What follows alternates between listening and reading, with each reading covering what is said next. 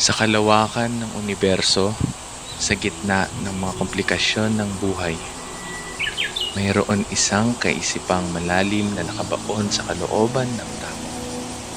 Ang paniniwalang ang mga individual ay pinili ng isang mataas na makapangyarihan, isang banal na entidad, o kung ano ang tinatawag ng mga Pilipino bilang pinili ka ng Diyos.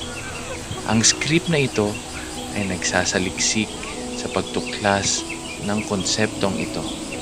Sinusuri ang implikasyon nito sa personal na pagkakakilanlan, layunin at tadhana.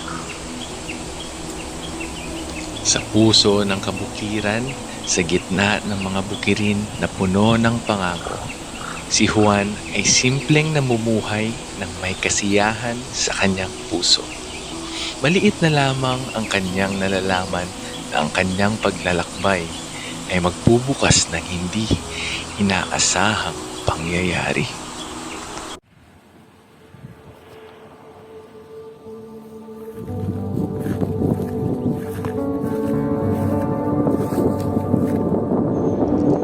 Juan, ika'y aking pinili.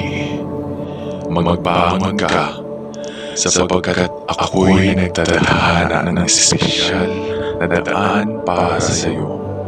Tanggapin mo ang iyong tawag at tuparin ang iyong banal na tadhana.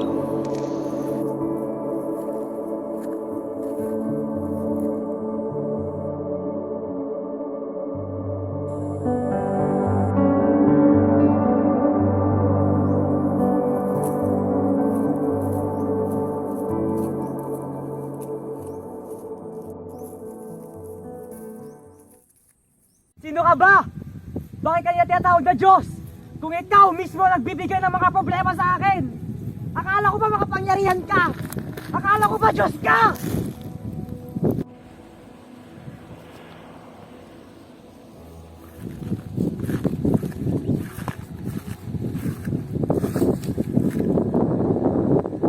Dahil pinili kita.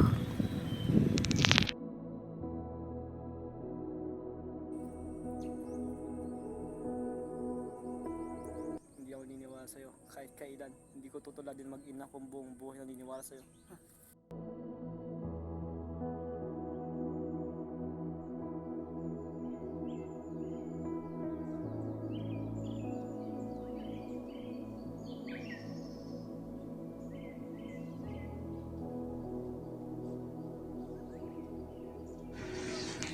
Si Juan ay sumasagawa ng gawain bilang magsasaka nang marinig niya ang mga tao sa di kalayuan. Agad-agad niyang niligpit ang kanyang mga gamit at tumakbo upang magtago. Ang mga taong ito ay kasama sa simbahan ng kanyang mag-ina. Siya ay binibisita upang kamustahin. Ngunit tinaguan lamang ni Juan ang mga ito dahil simula nang nangyari ang insidenteng iyon ay umiwas na siya rito.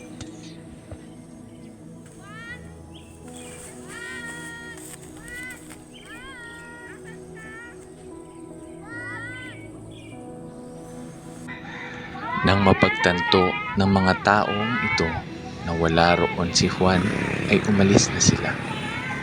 Kahit ni isang beses ay hindi binalak magpakita ni Juan sa kanila. Dala-dala niya pa rin ang sakit ng ala-alang hindi niya makakalimutan.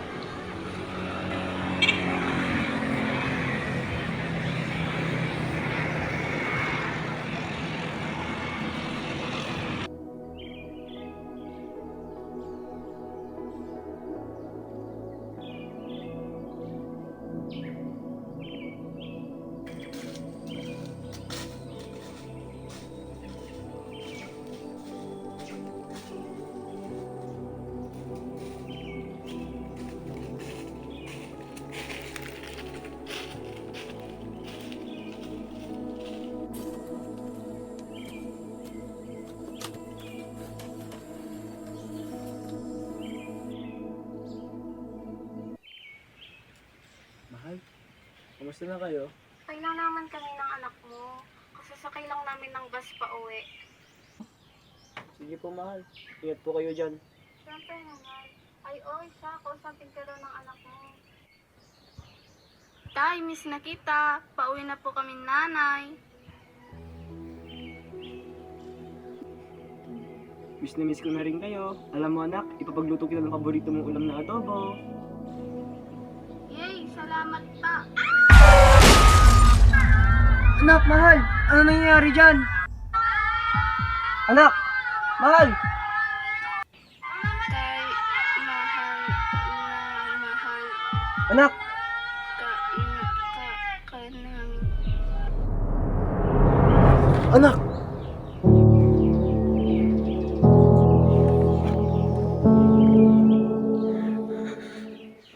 Miss ko na kayo. Ba't niyo ako iniwan? Nagkurang ba ako, mahal? Nagkurang ba ako, anak? Ba't kayo kinawagat sa akin? Kasalanan niya ito kung bakit kayo namatay. Pinabayaan niya kayo.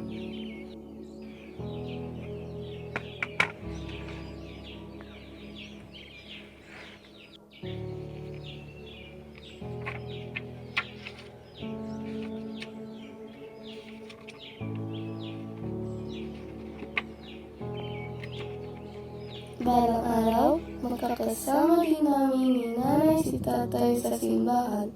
Palagi ko siyang ipapanalangin dahil mahal na mahal ko ang tatay.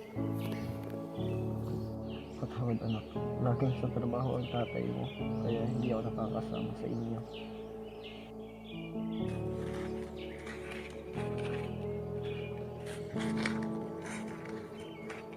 Ano kayang nangyari kay Juan?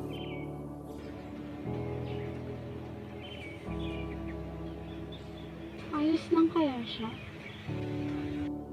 Naisipan ni Juan na pumunta sa palengke upang bumili ng merienda na paborito ng kanyang mag-ina. Tuwing may libre siyang oras, ay pumipili siya nito. Habang nasa daan ito pauwi, ay narinig niya ang maingay na tinig ni Aling Lelang sa di kalayuan kasama ang iba pang ale. Uy, Kursing! Nakita mo ba si Juan? Baliw na yata! Ay, hindi yata! Baliw na! Oo nga, Lelang. Dapat nasa mental na yan eh. Aling Kursing, Aling Lelang, magbayad na kayo ng mga utang nyo. Uy, andyan yung maniningin!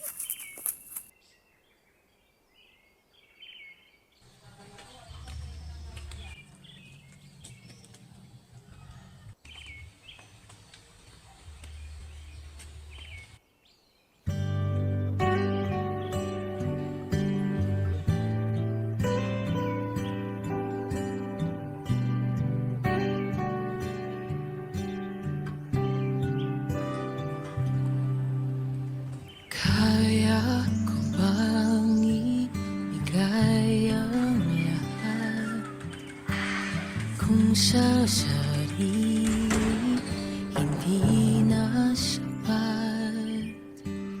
Kay raming kulang di kayang punan.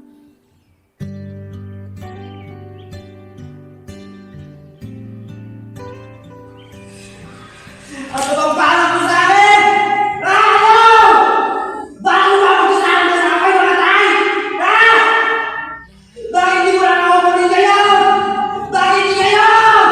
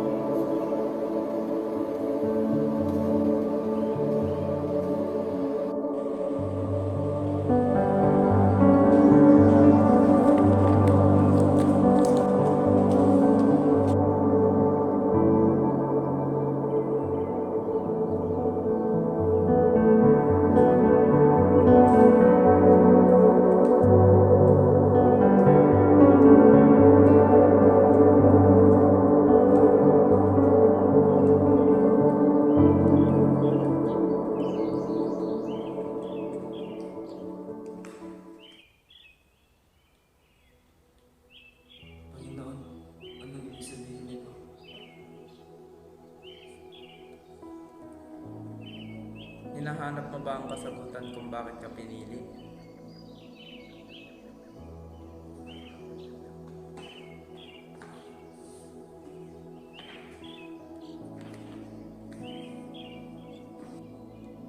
Lahat tayo ay pinili, kaya katulad mo, ako rin ay minsan naghanap ng kasagutan.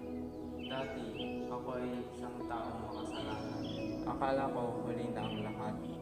Hanggang sa nalaman kong ako ay pinili. Pinili ako ng Diyos upang patawarin sa lahat ng kasalanan ko. Dahil una pa lamang, pinili na ako maging anak sa pamamagitan ni Jesus na namatay upang pagbayaran ang lahat ng kasalanan natin. Pinili kong manatili at pagsisihan lahat ng kasalanan na nagawa ko. Kaya pinili kong manatili at pagsisihan lahat ng kasalanan na nagawa ko.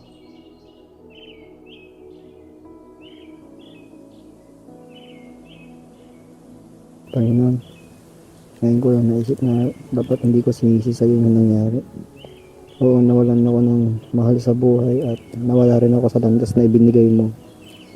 Kaya wala akong masisi na iba kundi ikaw.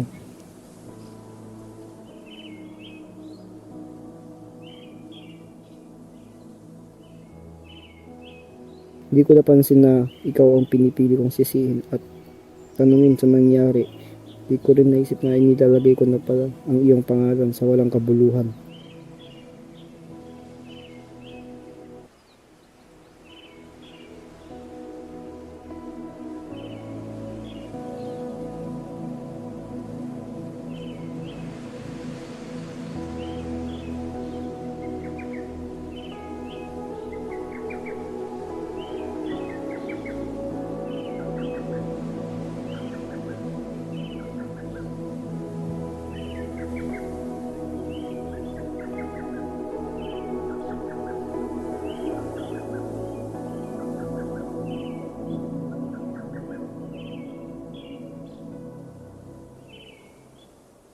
Sino nga ba ako?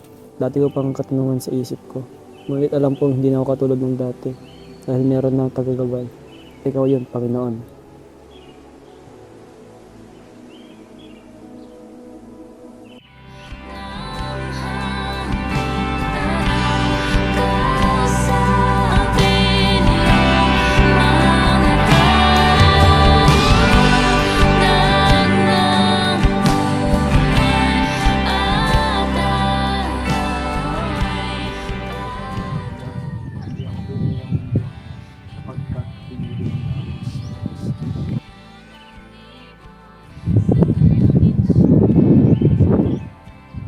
Sa pamagitan na to, ikamatid ko ang iyong mensahe. Hindi pa pahiya na sila'y pumili. Alam.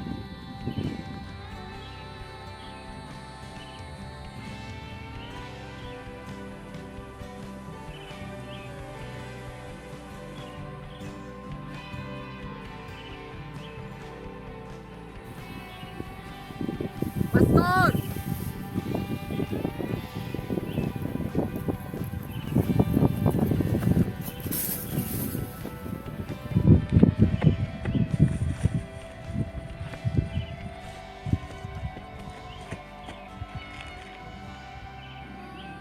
Buksan mo na ba ang iyong Biblia? Opo, Pastor. Nasa bagong tipan na ako. Ganito, Erson. Kung sa bandang Efeso ka na, basahin mo ng maigi yung mga nakasulat roon. Sige po, Pastor. Ay, alam niyo po ba? Hindi po ako pinili ng crush ko. May iba na po kasi siyang gusto eh. Lagi na lang po akong di pinipili ng mga taong gusto ko. Hintayin mo naman yung tamang oras na Jesus.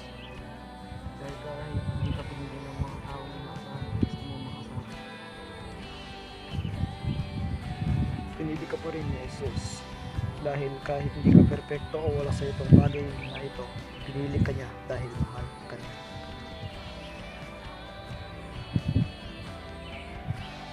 Pero sa paraan po.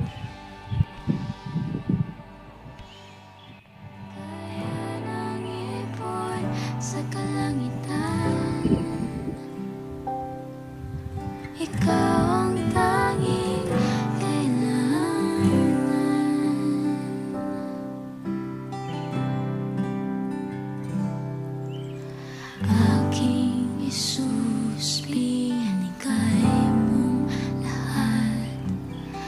Diyos na